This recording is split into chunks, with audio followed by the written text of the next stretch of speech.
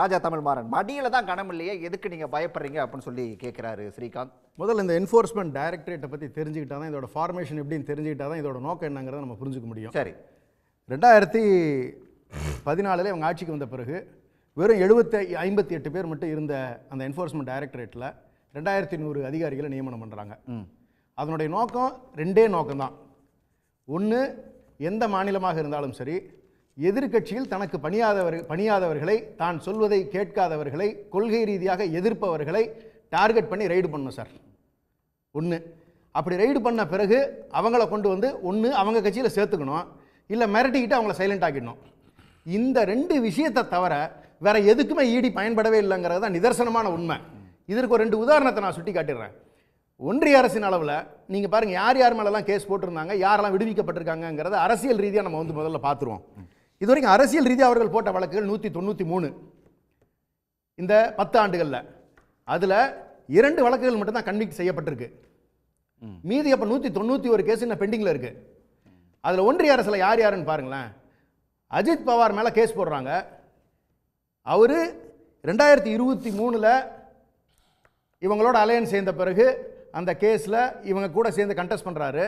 2024 அவரை ரிலீஸ் பண்ணிட்டாங்க. முழுமையாக ரிலீஸ் பண்ணிட்டாங்கன்னா இல்லை, ஒரு கேஸில் மட்டும் ரிலீஸ் பண்ணியிருக்காங்க. இன்னொரு கேஸை இன்னும் த்ரெட்டனிங்காக வச்சுக்கிட்டு இருக்காங்க. அவரை வச்சு தான் இன்னைக்கு வந்து மகாராஷ்டிராவில் இவங்களுக்கு ஆட்சி நடந்துகிட்டு இருக்கு. சரி, இப்படி மிரட்டுவதற்காக மட்டும்தான் இவங்க வச்சுக்கிட்டு இருக்காங்க. இது மட்டும் கிடையாது, இன்னும் யாருன்னு பார்த்துக்கோங்க. நீங்கள் ரேவந்த் ரெட்டி முதலமைச்சர் அவர்கள், ஆந்திராவினுடைய முதலமைச்சர் அவர்கள் மீது வழக்கு தொடுத்திருந்தார்கள். அண்ணன் DK சிவகுமார் அவர்கள் மீது வழக்கு தொடுத்திருந்தார்கள். கேரளாவினுடைய முதலமைச்சர் மீது வழக்கு தொடுத்திருந்தார்கள்.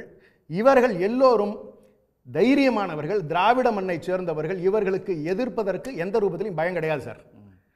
இந்த திராவிட மண்ணை முதல்ல இவங்க புரிஞ்சுக்கணும். இது வீரபாண்டி கட்டபொம்மனை பார்த்த ஊர், இது கப்பலோட்டிய தமிழனை வச்சிருந்த ஊர். நீங்க ஜெயிலில் போட்டா என்ன பயந்துருவாங்களான்னு கேட்கிறேன் நான். என்னங்க நீங்க மிரட்டிட்டீங்க சார்? நான் பேச பண்ணி சார், நீங்க கொஞ்சம் இவங்க இது வரைக்கும் சார், இப்போ இந்த பர்டிகுலர் கேஸ் எடுத்துக்குவோம். இந்த பர்டிகுலர் கேஸ்ல நீங்க ஏன் செந்தில் பாலாஜியை தொடர்ந்து டார்கெட் பண்றீங்க? அண்ணாமலைக்கு எடப்பாடி பழனிசாமிக்கு மறைமுக கூட்டணி உண்டு சார். இதை வந்து மறுக்கவே முடியாது. நீங்க எழுதி வச்சுக்கோங்க. 2 பேரும் விலா கவுண்டர் சமூகத்தை சார்ந்தவங்க.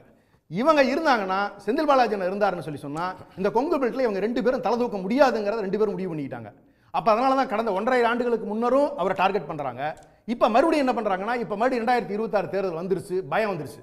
அதுக்கே ஸ்டாலின் துணை போனார்னா கூடுதல் விளக்கம் சொல்லுங்க. அவருடைய கலப்பணி பொது நபர் அத கண்டு பயப்படுறாங்க. ஸ்டாலின் ஏன் துணை போனாரு? அத வந்து பயப்படுறாங்க. இல்ல எடப்பாடிக்கு ஸ்டாலின் துணை போனாரு. சரி, இவரெல்லாம் கேள்வி வாங்கி பதில் சொல்லுங்க. நான் பொது நபர் தானே. நான் பேசி முடிச்சதுக்கு அப்புறம் நீங்க கேட்கலாம். கேளுங்க, பேச வேண்டாம். இப்பவே சொல்லுங்க சார், வெயிட் பண்ணுங்க. பொய் சொல்றீங்க. இதுல பொய்யெல்லாம் சொல்லல சார். இதான் சார் ஃபேக்ட். இல்ல எடப்பாடிக்கும் அண்ணாமலை அவர்களுக்கு இன்னொன்னு சொல்லிறேன். ஸ்டாலின் ஏன் துணை போகிறார்? இவங்க என்ஃபோர்ஸ்மென்ட் டைரக்டரேட்டோட பவர்ஸ் என்னங்கறதை இவங்க எப்படி ஃப்ரேம் பண்ணிருக்காங்கன்னு மட்டும் பாத்துக்கோங்களேன். இவங்க வந்து எந்த வாரண்ட்டுமே இஷ்யூ பண்ண தேவையில்ல, சர்ச் வாரண்ட் வாங்க வேண்டிய அவசியம் கிடையாது. நேரடியா வரலாம், எதை வேணாலும் சீஸ் பண்ணலாம், அவரை நேரடியா கைது பண்ணலாம், நேரடியா கொண்டு போயிடலாம். சார்ஜ் ஷீட் எப்ப தெரியுமா ஃபைல் பண்ணுவாங்களா? கேஸ் ட்ரையலுக்கு வரும்போது மட்டும்தானா. அப்ப அந்த 1.5 வருஷம் அல்லது எவ்வளவு காலம் வேணாலும் அவங்க ஜெயிலில் வச்சு அவங்கள வந்து கண்ட்ரோல்ல வச்சிருக்கலாம்.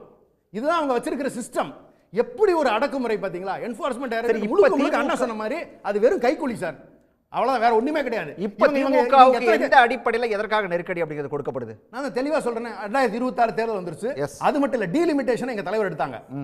என்டையர் இந்தியா முழுமையா அனைத்து மாநிலங்களும் தங்களுடைய உரிமைகளுக்காக குரல் கொடுக்க ஆரம்பித்து விட்டனர்.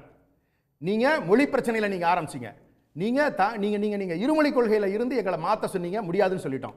இப்ப அந்த பேச்சு ஆரம்பிச்ச உடனே எல்லா மாநிலங்களும் அவருடைய தாய்மொழிக்காக எல்லா மாநிலங்களும் இன்று குரல் கொடுக்க ஆரம்பித்து விட்டன. அந்த பயம் அவங்களுக்கு வந்துருச்சு. ரெண்டாவது, 2026 தேர்தல் ஒன்று இருக்கு. அதுக்கு டீலிமிட்டேஷன் அதுக்கு முன்னாடி இவங்க பண்றதுக்கு பிளான் பண்ணாங்க. அந்த டீலிமிட்டேஷனுக்கு எதிராக எப்ப இவர் வந்து கூட்டத்தை சேர்த்து ஆரம்பிச்சிட்டாரோ, ஒன்றிய அரசில் இருக்கக்கூடிய பல்வேறு மாநிலங்களின் தலைவர்களை சந்தித்து இதனுடைய பாதிப்புகள் என்ன, இந்த 7.18% குறையக்கூடாது தமிழ்நாட்டினுடைய அளவுகளில் மெம்பர் ஆஃப் பார்லிமெண்ட்ல, இதை உறுதிப்படுத்தணும். இதே போல மற்ற மாநிலங்களும் சுதாரித்துக் கொள்ளுங்கள். இது முழுக்க முழுக்க எக்காரணம் கொண்டும் பாப்புலேஷன் பேசிஸ்ல இருக்கக்கூடாதுங்கிறத இந்த 2 பாயிண்ட் எடுத்த உடனே இவங்களுக்கு அடிப்படையே ஆட்டம் கண்டுருச்சு. ஏன்னா RSS அஜெண்டா அதுதான். இதற்காக இவங்க வேலை பார்க்கறது. அப்ப அவங்க வந்து வேற வழி இல்லை. இப்ப திமுகவை மிரட்டணும். திமுக அடிபணியாது. எந்த சூழ்நிலையிலும் சொல்லுகிறோம். வழக்குகள் போட்டா என்ன ஆயிட போகுது? மீறி ஜெயிலுக்கு அனுப்புவீங்களா? எத்தனையோ சூழ்நிலைகள் தமிழர்கள் பார்த்திருக்கிறார்கள். இங்க பொறுத்தவரைக்கும் வீரம்ங்கிறது தைரியமா எதிர்த்து நிக்கிறது. உடனுக்குடன் செய்திகளை தெரிந்து கொள்ள சன் நியூஸ் பெல் ஐகானை கிளிக் பண்ணுங்க.